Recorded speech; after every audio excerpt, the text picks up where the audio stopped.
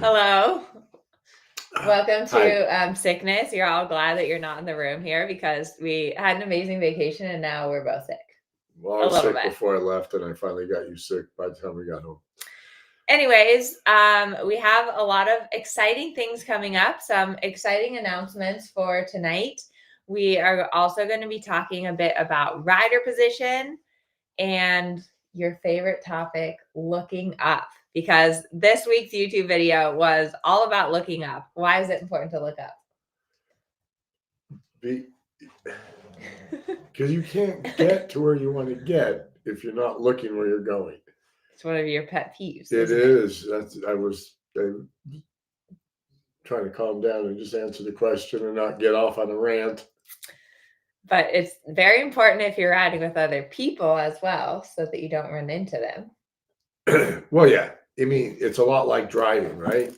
It's way better if you stay in your lane, and you really appreciate it when the other driver stays in his lane. Yes. And if you're not looking up, you don't know where the lanes are. Yes. It's also important to look up because it puts you in a better balance. It puts your horse more on the hind end because your head weighs a lot. I forget how much. I think it's about 8 pounds. Yeah. So when you look down, it pulls you forward and it puts the horse on the forehand because now you've moved your body into the space that the withers need to come up into. Yeah. And it also puts a lot of strain on your neck. We had a riding friend who actually herniated a disc in her neck. And so, being in this position where you're looking down is not healthy for your neck either. And, a lot of it comes from our phones and our computers, and looking down all the time at your phone is not good for you. Well, I'm going to say that when you drive your car, you're not looking at your feet. That's true. You're using the windshield. That's true. What happens, now this is just my theory, is that the horse won't let you kill it. Like, when you're driving your car, if you don't look out the windshield, you're going to drive into somebody and kill them. Mm-hmm. But when you're on a horse and you're doing stupid things, at the end of the day, the horse will not run into a wall. It won't fall out of the arena because it has a sense of survival. And so we think, oh, I've done something, and the horse just didn't let you kill it.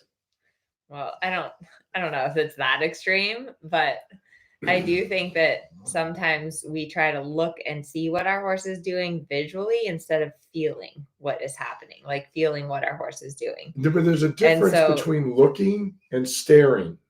Yeah, you can glance down.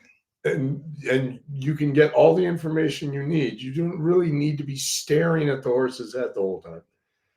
Yes. And now it sounds like my pet peeve, doesn't it? I'm getting excited. Yes. I know. I have a bad habit of looking down, and it's something that I do all the time, though. Even at the gym, I always want to look down. And so I've been really focusing on, when I'm at the gym, making sure that I'm looking up. And when I do hard things when I'm riding, like especially flying changes, for some reason, I always want to look down when I do flying changes. And so I've been trying to look up and look at the trees and look around and all of that. So anyways, that's this week's YouTube video, is all about looking up because it is so important. What else do I have on my list? It's also critical to helping the horse get on the aids and balance, because if you're not looking at a spot and going to that spot, now your horse is drifting. And if he's drifting, he's out of balance. And it's not an out of balance where he trips and he falls on his head. He just doesn't have his weight evenly distributed over all four legs. Yes. And then they're harder to manage. Yes. Okay, so a couple of things. We have an exciting announcement coming on Sunday, so make sure that you check your email. We have some really fun programs coming up in 2025. I'm really excited for the year ahead. We've been doing a lot of planning and creating new programs and new content for all of you. So I'm really excited to be a part of your journey. I would love also, if you're watching here live, let us know in the chat, what's one thing that you're struggling with? What's one thing that's kind of holding you back in your riding? Because I definitely want to hear all of those things and hopefully be able to help you out with them. And then, yeah, Hawaii. Barbara's asking, how was Hawaii? It was warm and beautiful. We had a really good trip. We were in Maui for 4 days? Yeah. And we did a lot of things. We went to the ocean, we snorkeled, we saw whales, we saw turtles. We heard the whales also. Yes, we heard the whales singing underwater, which was amazing. And lots of fish, all kinds of fish. Yes, lots and lots of fish. We went out to the, what was it called? The Malakini Inlet? Oh, yeah. Is that what it's called? Molokini Inlet. We took a boat out there. So if you don't know what the Molokini Inlet is, it's like this little crater. Crescent. Yeah, it's a little crescent shape on top of a volcano. Yeah. And it just broke the surface. So yeah. So it's very cool. It's like super protected. So you can snorkel around in there, and there's like a lot of fish. And we got to dive down. We didn't see any turtles there. No, but I don't think there are turtles there. No. I think they're more on the island. Yeah. But we saw a lot of really cool fish. And then we also took a drive up the volcano. What was it called? Haleakala. Which we drove, well, he was driving. We drove up to 10,000 feet. Oh, yeah, those are pictures. It looks like I'm driving in an airplane. I'm driving in the clouds because the picture shows the clouds right at the window. Yes. And no ground. Yeah. So it was really weird to be looking down at the clouds driving. And then I went for a little bit of a hike down into the crater, which was really cool. It was super windy at the peak. And then when you went down a little ways, it got really quiet and really peaceful. So we had an awesome time. I don't know. I just love being out in nature. And I think it's so peaceful, and it really kind of connects you like back to your roots and keeps you grounded. And it's always hard to leave the horses and to leave the dog and all of those things. I'm sure as horse people, you know how hard it is to leave, but luckily we have an amazing team, and they held down the fort. You probably saw Nicole here last Thursday. She was house sitting and taking care of Levi. And we have a great team at the barn that helped take care of our horses so that we could have an awesome vacation. What was your favorite part of it? I know. I just like the no drama. Yes. I mean, all the activities are fantastic, but just no drama. Yeah. You had a good time and really good food. Yeah, we ate lots of I put fish, on a couple of pounds. Ahi tuna and what else? What other kind of fish do we have? Mahi. Yeah. And I had the ono. Yeah. And the large eye. Yes. So anyways, we had a great time. We're happy to be home. We have a lot of exciting things coming up for us as well in the new year. Hopefully we'll be getting some new horses. So yeah, well, that would be exciting. We're not going to announce anything. Let's not count our eggs before they're in the pudding.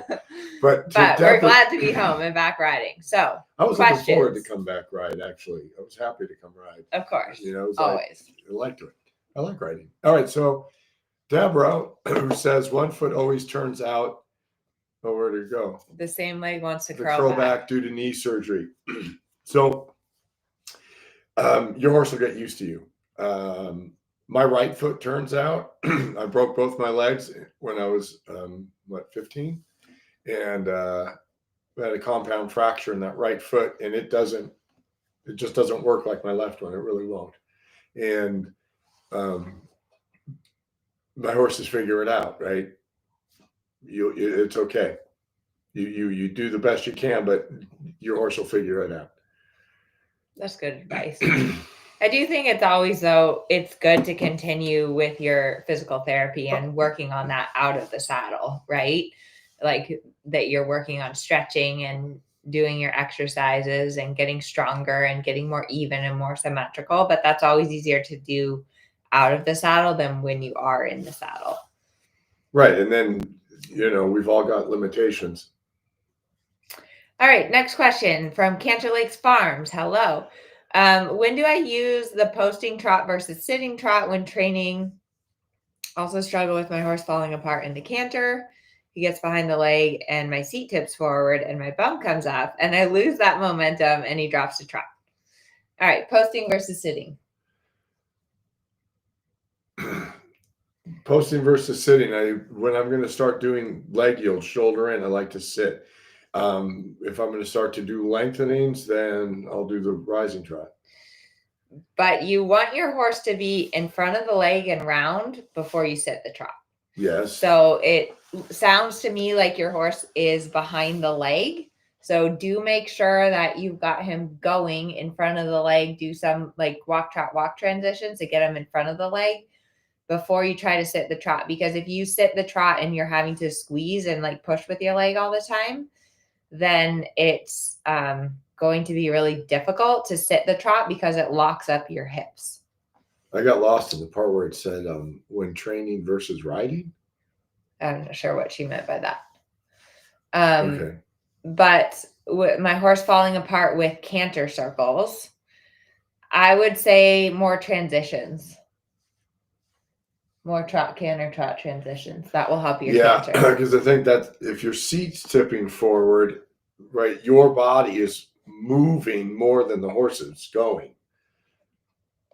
Right, it's like you're putting some body English on it to try and keep the horse going, and it needs to respond better to the leg. All right. Lisa says she needs more adjustability in the canter.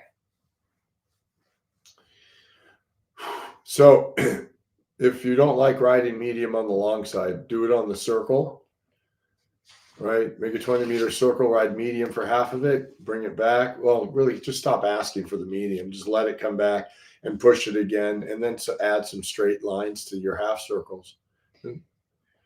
But the first thing is go. Yeah.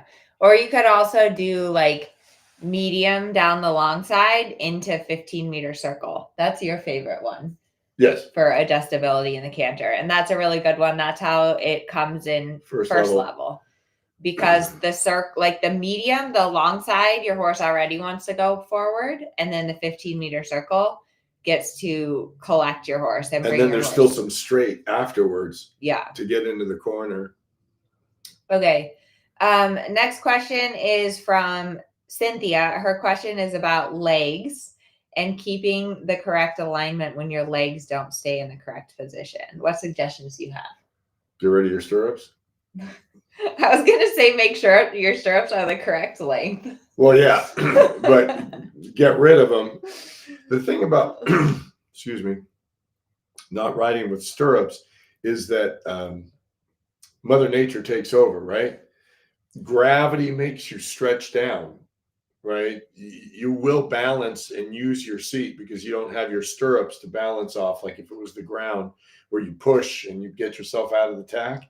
So I've done that to lots of people, and I had it done to me too, right? They take your stirrups away, and then when you go to put your stirrups back on, wow, they seemed awful short before, right? Yeah. Because they were too short and your legs weren't. People don't extend their legs like they should.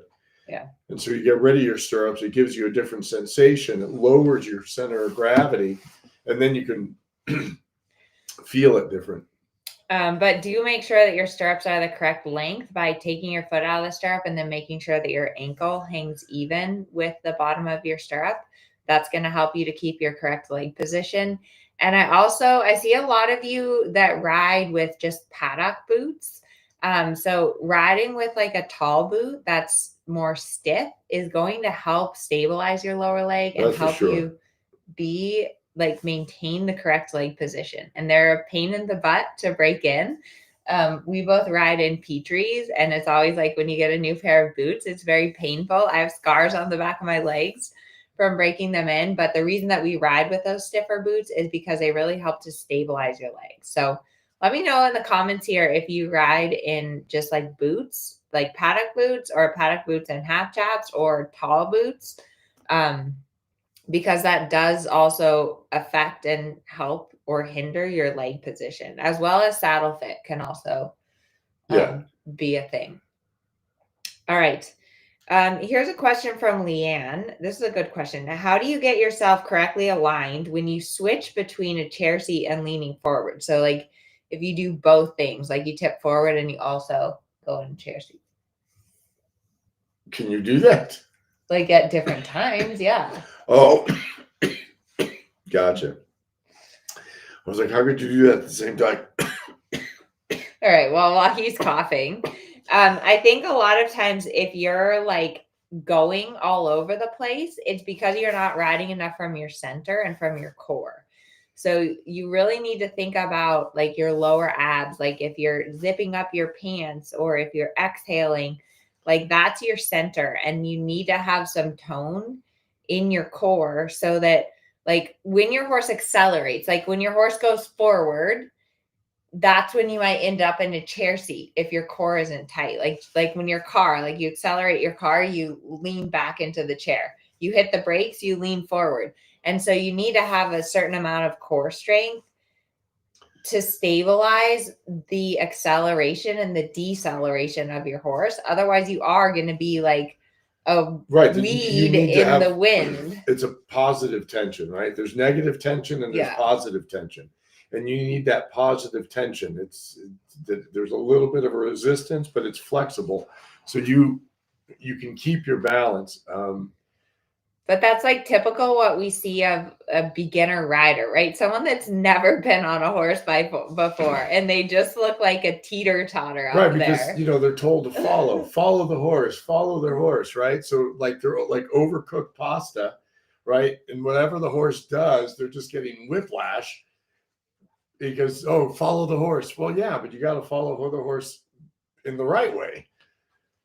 Okay, we have a lot of questions here in the chat about horse is very lazy and tends to trot when she wants to canter. Is there any exercises that I can do that? So if your horse keeps wanting to break out of the canter, I would recommend going back to the trot and doing a lot of like trot, walk transitions, and really get your horse in front of the leg in the trot. Get them hot and spicy. Yes, first. And then go up to the canter, and then also like trot, canter, trot transitions rather than just trying to keep your horse in the canter. A few steps of trot, back to canter. And the other thing about those transitions, right? They get a better response to your leg, right? And so when then you use your leg in the canter, it jumps forward. If you're trying to maintain that canter and squeezing with your leg and say, come on, pony, that isn't good. You've got to get the reaction to your leg. Yes. So you trot, then take your leg off. You go, you halt, you trot. And so you close your leg and that hind leg jumps. You close your leg, that hind leg jumps. And so that when you're in the canter and you squeeze your leg, the hind leg jumps. Yeah. And so that also answers the other question in the chat about if your horse wants to break out of the canter into the trot. You're cantering. You feel that hesitation right before they're going to break. And you have to quickly ask for canter again before they break.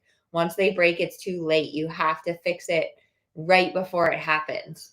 And then like there is that moment where you feel it. Yeah. And all of a sudden you're going at a certain pace there, and the horse just decelerates under you, and you get up here. Yeah. And if you don't get it at that moment, in the next moment they're going to break. And once they break, it's kind of like, well, get organized and pick up. Right. Whatever it is you're doing, make it good. So if the horse is broke out of the canter and now you're trotting, make a good trot. Yeah.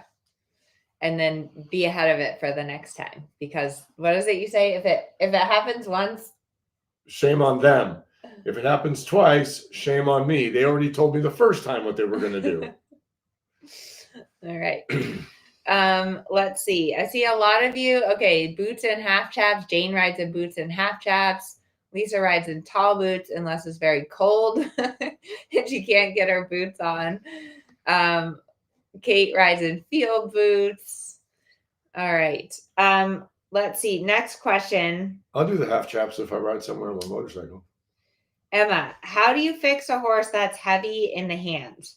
She's a 22-year-old mare, schoolmaster with a lot of experience, the habit of sticking her nose out, stealing the reins out of our hands. In that case, you should try to be smarter than your horse. We're only laughing because we've all been there. Because it's a difficult thing to do, be smarter than your horse. It's very difficult. But sit back and don't let the reins out of your hands. Your thumb and your forefinger, right? They hold the tension in that rein. And then you adjust that with your ring finger and your wrist.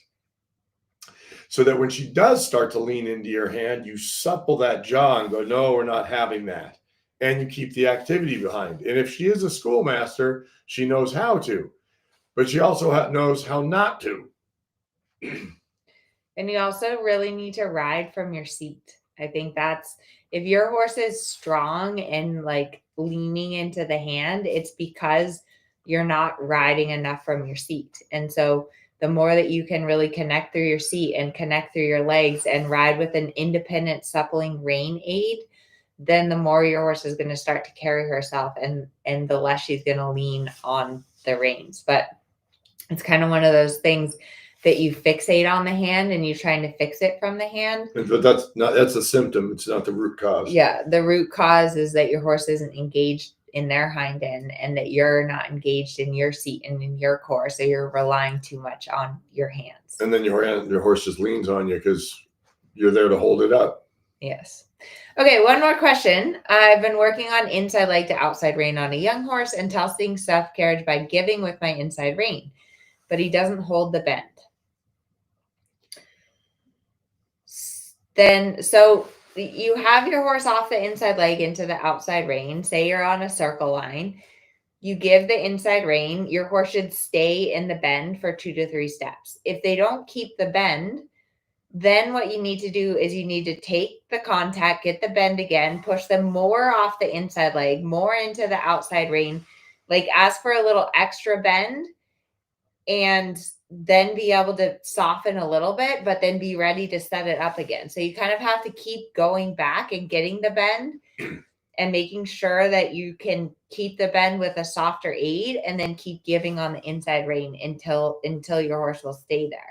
I'm not sure if I explained that well. But even the staying there, right? You're constantly adjusting things. Yeah, but they should stay there for 1 or 2 steps. Oh like yeah, Uber the Uber striking. But that's But so if you give and your horse right away counter bends, then they're not correctly bending around your inside so then leg. You didn't have them inside leg to outside aid when you started, right? So you would overdo that a little bit on the inside rein, feel the release of the tension, the negative tension, and not the positive tension. That negative tension, when the horse holds itself away from you, you got to really position the head there to the inside till the horse softens, and then you can give, and then it will be inside leg to outside rein. And it's not that the reins create the bend, but it sure helps. Yeah.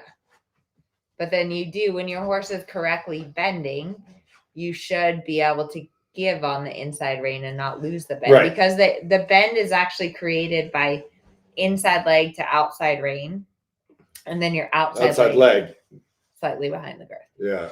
So, alrighty, everyone. We're both sick. Neither one of us can talk. Good thing that you're not here in the room, because we don't want to give you our cooties. But who was the one that made the hello from Chicago and it's 10 degrees? Yes. So I feel you there. We feel you there. But we have one more week, and then the days start getting longer. Yay for longer days, because this time of year is just so depressing. It's just the sun sets and I'm ready for bed. Yeah. So anyways, yay for longer days. Thank you all for being here. Have a wonderful week.